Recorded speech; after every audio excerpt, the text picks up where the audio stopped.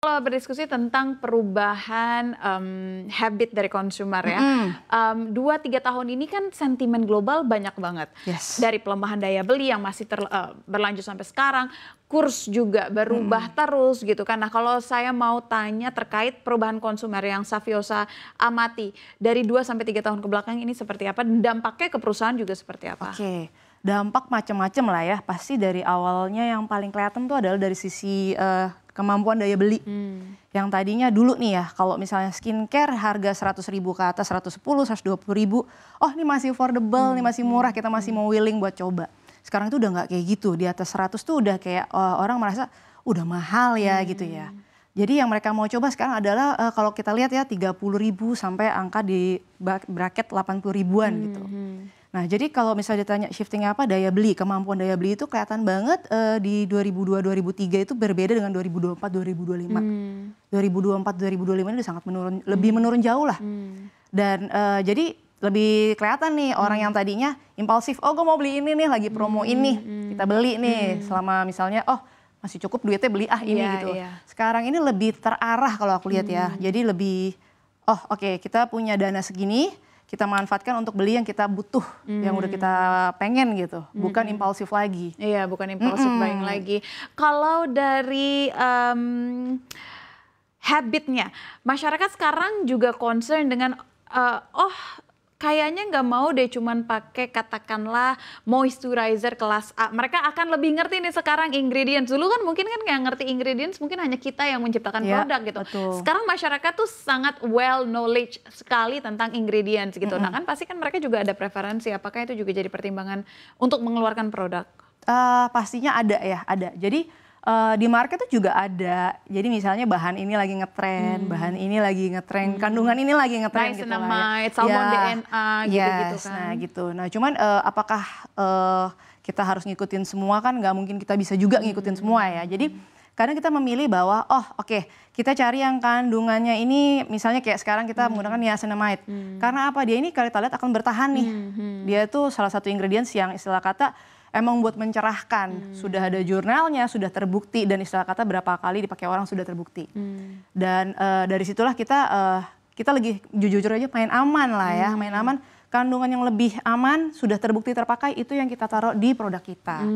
Karena juga kalau misalnya jujur-jujur aja melawan brand besar yang R&D-nya sudah sebegitu kuatnya, R&D kita dibanding mereka pasti kalah kan ya. Jadi kita main jalur aman.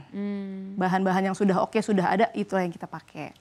Nggak sekedar ikutan tren, oh salmon DNA, terus udah gitu mungkin retinol, segala macem gitu. Oke, jadi nggak selalu mengikuti arah pasar juga sebenarnya ya? Sebenarnya nggak juga. Oke, nah sejauh ini Saviosa udah punya berapa produk in total? Oke, total ada 22,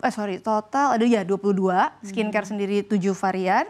Di makeup kita ada 15. Oh malah justru sekarang lebih banyak makeup. Iya, kita benar-benar shifting ke arah makeup sih sekarang ini. Nah proses shiftingnya ini melihat perubahan apa di masyarakat? Oke, pastinya satu gini, ini dari segi bisnisnya pertama ya, kalau dari segi bisnis kan skincare itu kan perlu waktu yang cukup lama. Untuk ngelihat efeknya? Untuk ngelihat efeknya. Terus kemudian kalau cewek, nggak cuma cewek lah, cewek cowok sekarang kalau udah serak dengan satu skincare, kemungkinan dia untuk berubah atau mencoba brand lain kan lebih kecil ya.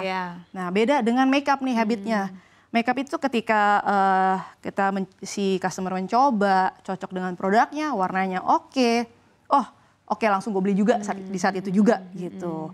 Nah jadi kalau misalnya ditanya kenapa ya, kita melihat dari peluang bisnisnya ada di situ juga gitu. Iya, follow the business aja sih sebenarnya basically ya. Ya. Dan dari setiap produk yang dikeluarkan oleh Saviosa, apakah ini ditujukan untuk umur atau karakter tertentu atau sebenarnya general all skin type? Sebenarnya ini all skin type ya kita ya. Cuman karena memang makeup kita tuh packagingnya cute-cute gitu loh. Jadi banyak yang berpikir bahwa ini untuk anak Gen Z ya. Sebenarnya sih enggak. Jadi memang secara packaging memang kita bermain di packaging yang awal di luarnya lucu untuk menarik minat pembeli gitu. Tapi secara dalamnya isiannya itu tuh bisa untuk umur berapa aja. Bahkan mama saya yang udah nenek-nenek aja masih make gitu kan. Karena kita benar-benar daily makeup, daily makeup yang light, kemudian juga warnanya masuk untuk sehari-hari. Oke, best sellernya Saviosa apa aja? Best sellernya 3 terbaiknya adalah lip tint, cushion, sama setting spray. Oke, dan rentang pembelinya ini sejauh ini yang dicermati oleh Saviosa di usia berapa dan rentang harga berapa? Oke, pembeli itu kebanyakan dari 18 sampai 25-an. Oke. 18 sampai 25. Untuk makeup 18 sampai 25.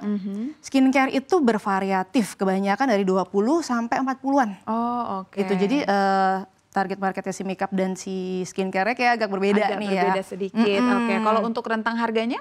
Harga kita di 50.000 sampai 100.000, di bawah 100.000 semua. Including the makeup? Including the makeup. Oh, oke. Nah, dengan harga range 50.000 tadi sampai dengan 100.000, kami ingin tahu juga dengan bahan bakunya. Bahan bakunya apakah ada ngambil dari luar, lalu itu juga mempengaruhi harga produknya, seperti apa pertimbangannya? Oke, nah kita kebetulan bekerja sama dengan Maklon ya, dan Maklon kita semua ini masih lokal semua. Jadi produk kita masih proudly lokal lah kita bisa bilang. Ada komponen seperti packaging dari luar ada, tapi sisanya semua dari udah lokal. Gitu. Jadi masih 100% lokal lah kita bilang lah ya. Nah, packaging tadi kan berarti diambil dari luar negeri, dari China. Ya, dari China. Oke.